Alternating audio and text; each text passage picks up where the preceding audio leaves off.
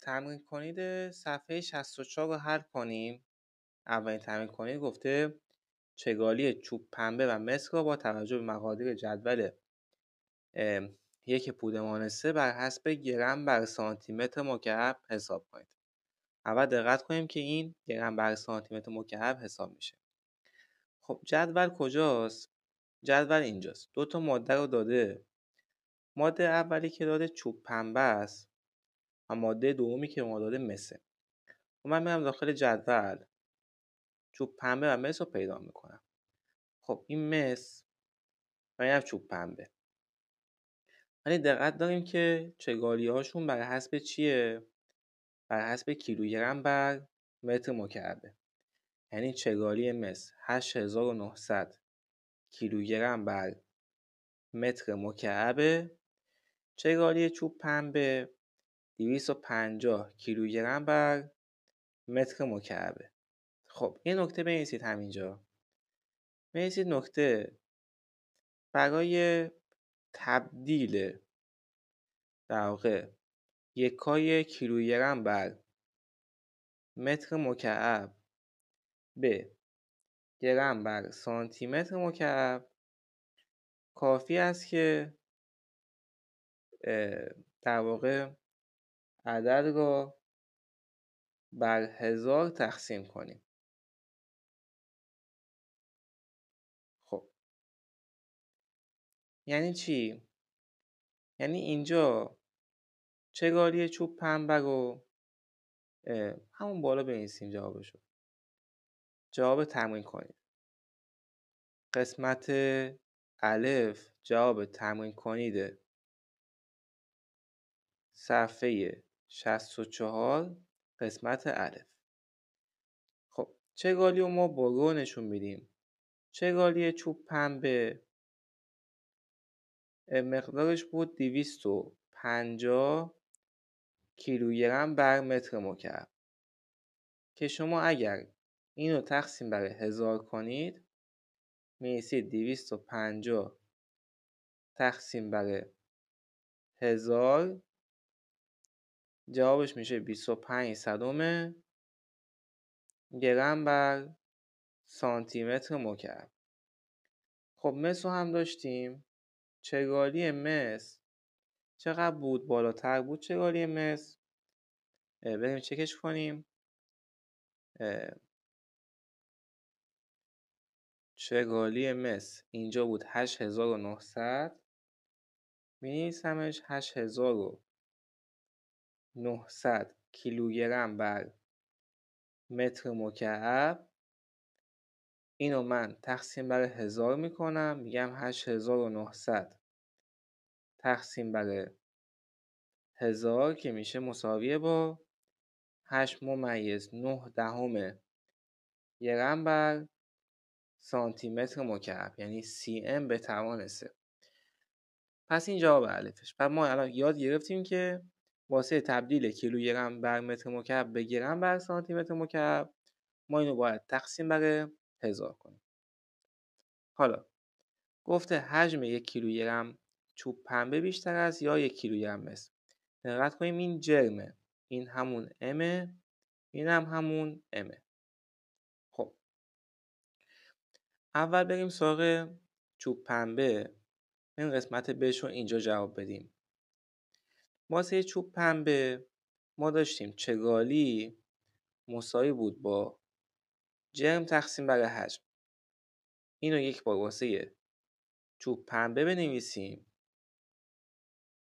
یک بار هم واسه مس بنویسیم. خب به جای چگالی عددش رو میذاریم.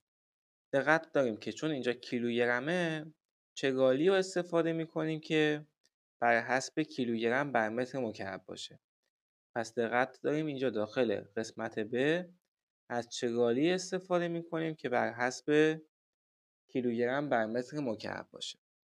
خب حالا واسه چوب پنبه چگالی چقدر بود؟ 250 کیلوگرم بر متر مکعب. پس میایم به جای چگالی می‌نویسیم 250 مساویه با، آیا جرمش رو داریم؟ بله 1. جرمش 1، حجمش رو نداریم. بنابراین حجمش مساوی میشه با کافی این دوتا رو با هم دیگه جابجا کنیم. چه 1/250 یکای حجمم هست متر مکعب. خب واسه یه مس به جای چگالی می نویسم 8900. 8900 مساویه با به جای جرم 1 میذارم، به جای حجم ویو میذارم. پس حجم مس مساوی میشه با 1/8900 متر مکعب. خب الان کدوم بیشتر شد؟ ما میدونیم که هر چقدر مخرج بزرگتر باشه حاصل کوچیک‌تر میشه. چون حجم مس این مال مسه، این مال چوب پنبه است. چون مس مخرج بزرگتری داره پس حاصلش کوچیک‌تره. یعنی الان کدوم حجمش بیشتر شد؟ چوب پنبه حجم بیشتری داره. چرا؟ چون مخرج کوچیکتری داره پس حاصل کوچیکتری هم خواهد داشت. میتونیم عدداش رو هم حساب کنیم دیگه. الان مثلا این 1/250 شد 4000، یعنی این میشه 4000 متر مکعب. این چقدر میشه؟ این مثلا بگیم 1/8900 شد 1.23 1.12 ضرب در 10⁻⁴. من بخوام بنویسمش یه همچین عددی میشه. بذار واسه بنویسمش. این 4 تا ممیز بیاد عقب، یعنی اینطوری میشه 0.0012. خب میبینید که الان حجم این بیشتر شد، یعنی شما عدداش رو هم حساب میکردی باز مشخص بود. اما روش اولم درسته. خب قسمت پ چی گفته جرم 1 سانتی متر مکعب چوب پنبه بیشتر است یا 1 سانتی متر مکعب مس. خب سانتی متر مکعب یکای چیه؟ یکای حجمه. پس این حجمه. گفته این بار فرض کنیم حجم جفتشون انقدره. خب چون حرف از سانتی متر مکعب زده پس شما باید از چگالی گرم بر سانتی متر مکعب استفاده کنید. من یه بار دیگه از اول بنویسم. چگالی چوب پنبه چقدر بود؟ 25 صدم گرم بر سانتی متر مکعب و چگالی مس بود در واقع 8.9 گرم بر سانتی متر مکعب. حالا چگالی میشه جرم تقسیم بر حجم.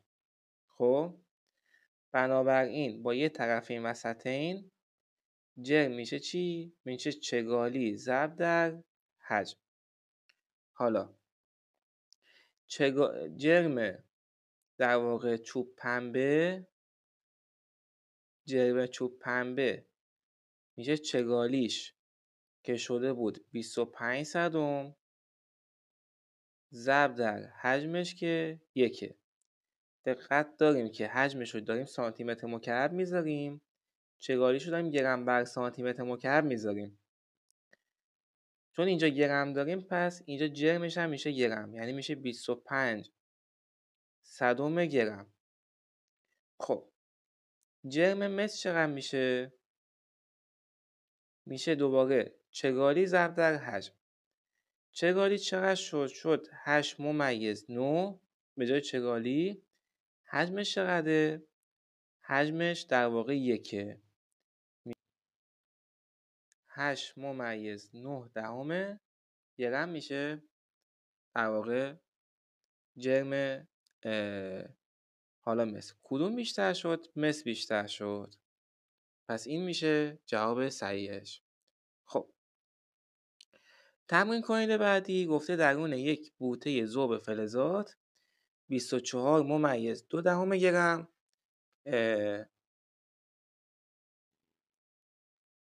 خب تمرین کنید بعدی گفته که درون یک بوته ذوب فلزات 22.4 کیلوگرم. می‌دونید که ما این جرمه و با M نشونش میدیم. از آلومینیوم مذاب پر شده است. با توجه به جدول 1 تعیین کنید که جدول ما اطلاعاتی که نیاز داریم رو اینجا نوشتیم. حجم داخلی این بوته بر حسب دسیمتر مکعب. ببینید بحث آلومینیوم مذاب داخل الف. ما میدونیم که چگالی میشه جرم تقسیم بر حجم. خب توی الف که بحث آلومینیوم مذابه، چگالی رو ما داریم 2350 کیلوگرم بر متر مکعب. جرم هم ما داریم 24.2 تقسیم بر حجم. این دوتا رو که ما جابجا کنیم حجم به دست میاد. حجم میشه 24.2 تقسیم بر 2350 که مقدارش رو به دست بیاریم 24.2 تقسیم بر 2350 میشه تقریبا ممیز 0.102 متر مکعب. درسته؟ حالا اینو بر حسب دسیمتر مکعب میخواد. خب پس باید تبدیلش کنیم. یعنی بگیم ممیز 0.102 متر مکعب، یک کسر تبدیل می‌نویسیم اینجا متر مکعب و اینجا دسیمتر مکعب باشه. خب حالا نکته ای که هست اینه که ما میدونیم که پیش اونی که حروفش بیشتره عدد 1 میذاریم. دسی هم داخل پودمان 1 ما خوندیم 10⁻⁻1 که چون اینجا به توان 3 رسیده باید 10⁻⁻1 رو به توان 3 برسونیم. در نتیجه من اینو واسه این که بهتر متوجه بشید از اول بنویسم و این 1 دسیمتر مکعب بوده و اینو هم ما به توان 3 برسونیم میشه 10⁻³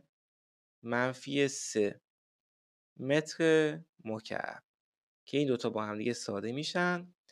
10⁻³ بیاد بالا میشه 10⁻³ 3 10⁻³ دسیمتر مکعب که شما اگر 10⁻³ همون 1000 دیگه اینو شما ضرب در 1000 کنید عملا میشه 10⁻² دسیمتر مکعب.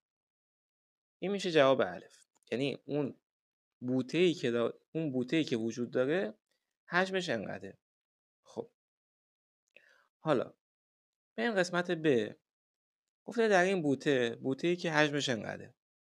پس به بوته در این بوته ما الان میدونیم حجم بوته شده 102 متر مکعب. گفته به جای آلومینیوم مذاب چند کیلوگرم، یعنی از ما جرمو میخواد. چی باید بذاریم؟ چودن مذاب بذاریم.